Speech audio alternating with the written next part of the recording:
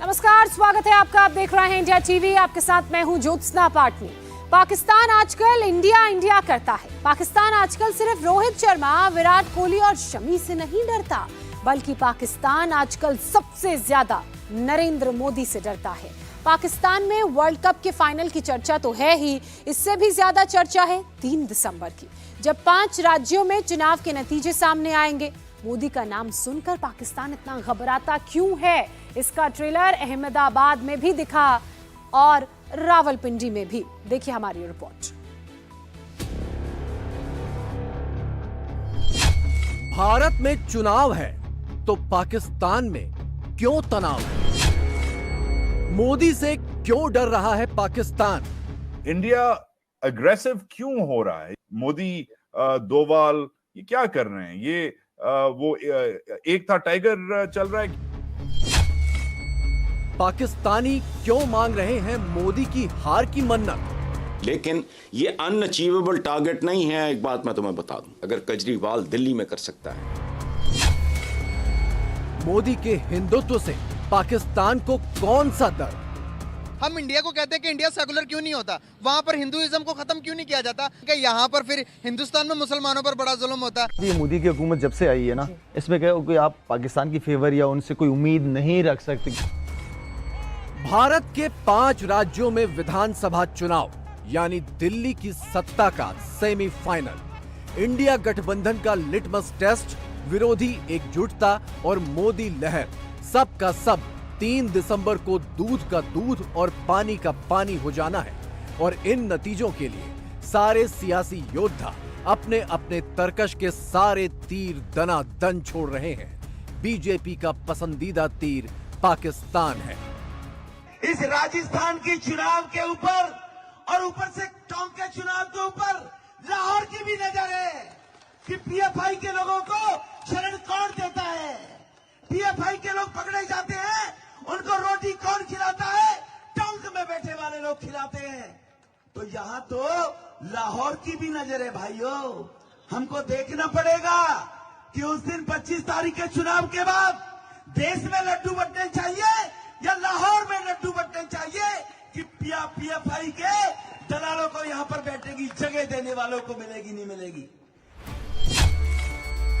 BJP क्यों कह रही है कि अगर वो हारी तो लड्डू लाहौर में बटेंगे? बीजेपी नेता विधानसभा चुनाव को पाकिस्तान से क्यों कनेक्ट कर रहे हैं? दरअसल बीजेपी जो कह रही है वो ना तो कोई रॉकेट साइंस है, ना कोई जटिल फॉर्मूला। पिछले 1 महीने में पाकिस्तान के अंदर चल रही हलचल को गौर से देखें तो समझ आ जाएगा कि पाकिस्तान किस कदर हिंदुस्तान और मोदी सरकार को लेकर बेचैन, हैरान और परेशान है। मानो अगर जहाद के लिए तैयार ना रहे तो फिर जिल्लत का सामना है। जहाद के लिए तैयार हो, गज़वा इनके लिए तैयार हो। पर हमास सारी दुनिया को बता सकती है तो मोदी को समझ आ गई है दूसरा नंबर कश्मीर का है। हमेशा हिंदू बनिए को भी शिकस्त होगी और इसराइल को भी शिकस्त होगी इंशाअल्लाह ताला। इंशाअल्लाह आज अगर फलस्तीन के लिए हम उठेंगे तो इंशाअल्लाह फलस्तीन और कश्मीर की आजादी का दिन एक हो जाएगा। पाकिस्तान अल्लाह ताला के फजल करम से एक न्यूक्लियर ताकत है और हिंदुस्तान हमारी तरफ मैली आंख से नहीं देख सकता। अल्लाह ताला के फजल करम से उनकी मैली आंख निकाल कर पांव तले रोनने की पाकिस्तान के पास ताकत है। मोदी तो खुलकर इसराइल के साथ खड़ा है। मोदी के मुकाबले में पाकिस्तान के हुक्मरान में ये जरूरत क्यों नहीं कि वो खुलकर कह सके कि हम गज़ा के मुसलमानों के सारा बशारा खड़े। जब से भारत में मौजूदा चुनावी सीजन शुरू हुआ तभी से 3 बड़ी हलचलें हुई। पहला ये कि हमास का इजराइल पर हमला हुआ, दूसरा ये कि पाकिस्तान में अनजान गनमैन की दहशत तेज हो गई, और तीसरा ये कि G20 बैठक में India middle east Europe corridor पर मुहर लग गई। इन तीनों घटनाक्रम में मोदी सरकार के प्रोएक्टिव रोल ने भारत को पूरी दुनिया के सेंटर स्टेज पर खड़ा कर दिया। पाकिस्तान में आग लगने के लिए इतना पेट्रोल काफी है। जो बाइडेन से ज्यादा, अमेरिका से ज्यादा और उसके हवारियों से ज्यादा और अरब खयानतकारों से ज्यादा इस वक्त बौखलाहट जिस इंसान पे तारी है वो तुम्हारे पड़ोस में नरेंद्र मोदी है। इसकी नब्ज थम नहीं रही है, इसका ब्लड प्रेशर कंट्रोल नहीं हो रहा है। इसको साफ नजर आ गया है कि अगर हमास दुनिया की सबसे बड़ी ताकतवर फौज और इतनी चालाक इंटेलिजेंस को गाफिलगीर करके और उनके घरों में जाकर उनके जर्नलों को गिरबान से पकड़ के घसीट के कैदी बनाकर सारी दुनिया को बता सकती है कि हम तुम्हें जिल्लत की नाक रगड़ेंगे तुम्हारी, तो मोदी को समझ आ गई है। दूसरा नंबर कश्मीर का है। हिंदुस्तान का हर बच्चा जब तक नाअमन नहीं हो जाता, जब तक मोदी का पूरा लश्कर नाअमन नहीं हो जाता, कश्मीर आजाद नहीं होगा। पाकिस्तान के नेता मोदी के खिलाफ आग उगल रहे हैं। पाकिस्तान के मौलाना मोदी के खिलाफ आग उगल रहे हैं। पाकिस्तान का मीडिया मोदी के खिलाफ आग उगल रहा है और पाकिस्तान के कट्टरपंथी भी मोदी के खिलाफ आग उगल रहे हैं। सबका मकसद एक है, किसी भी तरह भारत से मोदी सरकार की विदाई हो जाए। आज मोदी जी को क्या हो गया? वो क्यों इतना तब्दील हो गया है कि अपने असलाफ को छोड़ गया है, अपनी तारीख को छोड़ गया है, उसकी नफ़ी कर रहा है। सो इस एतबार से इंसाफ का रास्ता लिया जाए। इलेक्शन सीजन हमारे ऊपर आ गया है। 2 और इलेक्शन हमारे खित्ते में हो रहे हैं। एक बांग्लादेश में जनवरी में इलेक्शन है और एक इंडिया में जिसमें कुछ महीनों बाद इलेक्शन है। अब वो इलेक्शन कैसे प्रोग्रेस कर रहे हैं? क्या कोई सिमिलैरिटीज हैं? क्या कोई डिफरेंसेस हैं? क्या हम कुछ लेसन्स लर्न कर सकते हैं उन दोनों इलेक्शन से? नवाज शरीफ की तो हम बात रोज ही करते हैं, मगर इंडिया की बात कम करते हैं। इंडिया में इलेक्शंस तो हो ही रहे हैं, हमें पता है, और हमें यह भी पता है कि मोदी गालिबन जीतेंगे, मगर इंडिया राइज भी कर रहा है। मुझे ताज्जुब है इंडिया के मीडिया पे कि उसको इतनी तकलीफ क्यों हुई है। उसकी चीखो पुकार से ऐसा लगता है जैसे कि हमने जलसे नहीं किए, जैसे हमने इंडिया पे कोई हमला कर दिया हो। पाकिस्तानी मौलाना, नेता, फौज और मीडिया तो छोड़िए, उनसे किसी और बात की उम्मीद भी नहीं की जा सकती, लेकिन पाकिस्तान के खिलाड़ी भी मोदी से नफरत का एजेंडा लेकर टीवी चैनलों और पब्लिक प्लेटफॉर्म पर आग उगल रहे हैं। पूर्व क्रिकेट कप्तान शाहिद अफरीदी का चंद महीने पुराना बयान भारत में चुनावों के वक्त फिर से वायरल होने लगा है। सवेरा, आप ये मोदी की हुकूमत जब से आई है ना, इसमें क्या कोई आप पाकिस्तान की फेवर या उनसे कोई उम्मीद नहीं रख सकते कि वो कोई ऐसी चीज़ करेंगे जिससे पाकिस्तान को फ़ायदा हो। तो मुझे तो कोई उम्मीद नहीं है, और वो नुकसान ही देंगे। फ़ायदे वाला काम, फ़ायदे वाली कोई चीज़ मुझे उनसे नज़र नहीं आती। पता चल जाता है काफ़ी अरसे से वो भी प्राइम मिनिस्टर। पाकिस्तान में बैठे जिहादी और आतंकी सरगनाओं की सिलसिलेवार हत्या को लेकर भी पाकिस्तान में भारी बेचैनी है।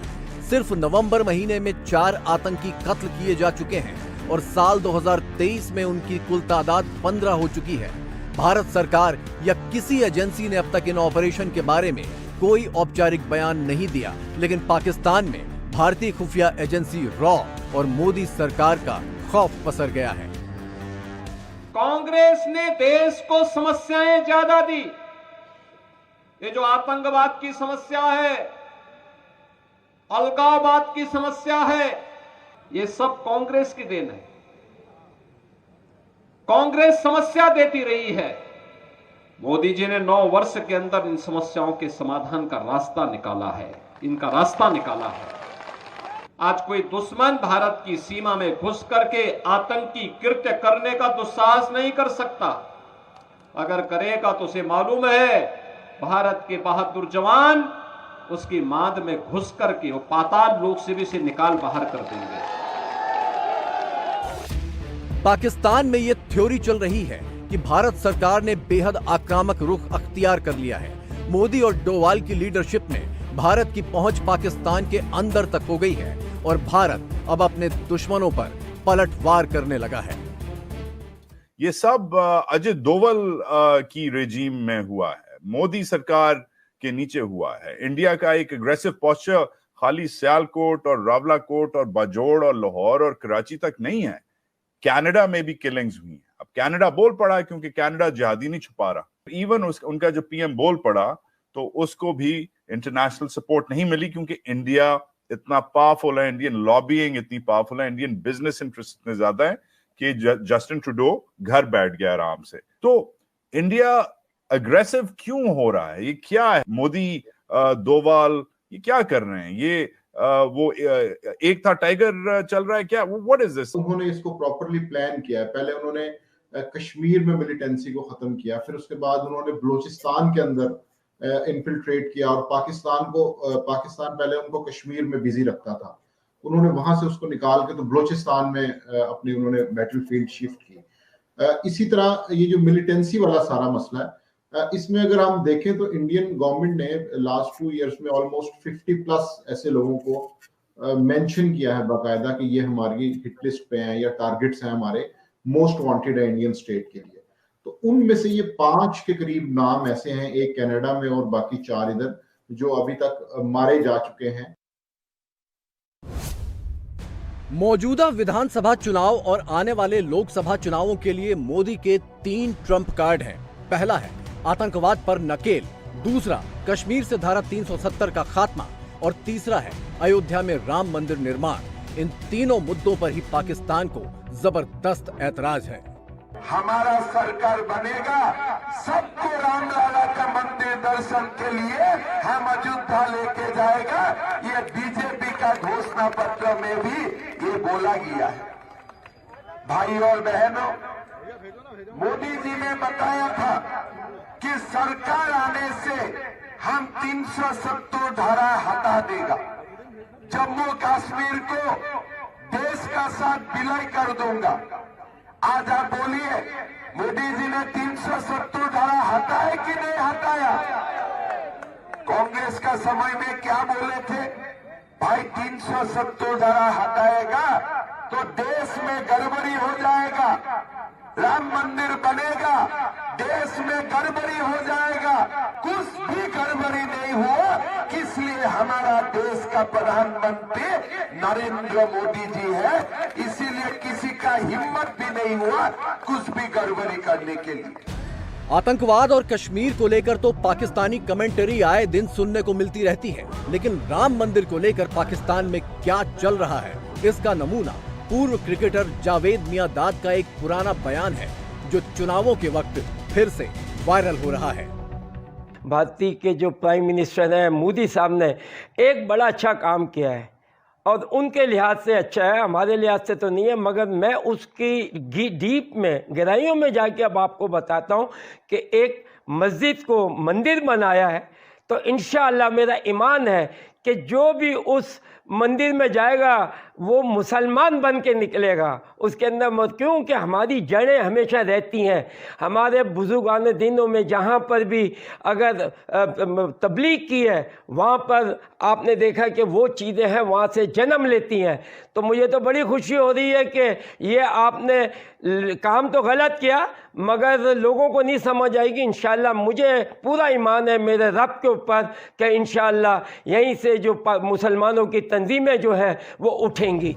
मोदी से ऐसी कुड़न लेकर बैठे पाकिस्तान की उम्मीदें यही है कि उनके विरोधी किसी भी तरह उन्हें पटखनी दे दें तो पाकिस्तान की जान में जान आ जाए। इसीलिए चाहे कांग्रेस हो या केजरीवाल, मोदी का हर विरोधी पाकिस्तान में हिट है। इस्तेकाम पाकिस्तान पार्टी के सदर अब्दुल अलीम खान ने अपने इंतखाबी मंशूर का ऐलान करते हुए कहा है कि इक़्तिदार में आकर 300 यूनिट तक फ्री बिजली दी जाएगी। ये हमारे पड़ोस में केजरीवाल ने करके दिखाया है ये सारा कुछ, तो why can't they do it? वो भाई अगर केजरीवाल कर सकता है तो एक लजपाल बंदा क्यों नहीं कर सकता? अगर ये इस पोजीशन में आते हैं तो जो केजरीवाल कर सकता है ये कर सकते हैं। जिन्होंने बहुत कुछ पहले ख्वाब होते हैं लोगों के, मुझे नहीं पता जब असल में आएंगे तो क्या पता चलेगा, लेकिन ये अनअचीवेबल टारगेट नहीं है। एक बात मैं तुम्हें बता दूं, अचीवेबल है।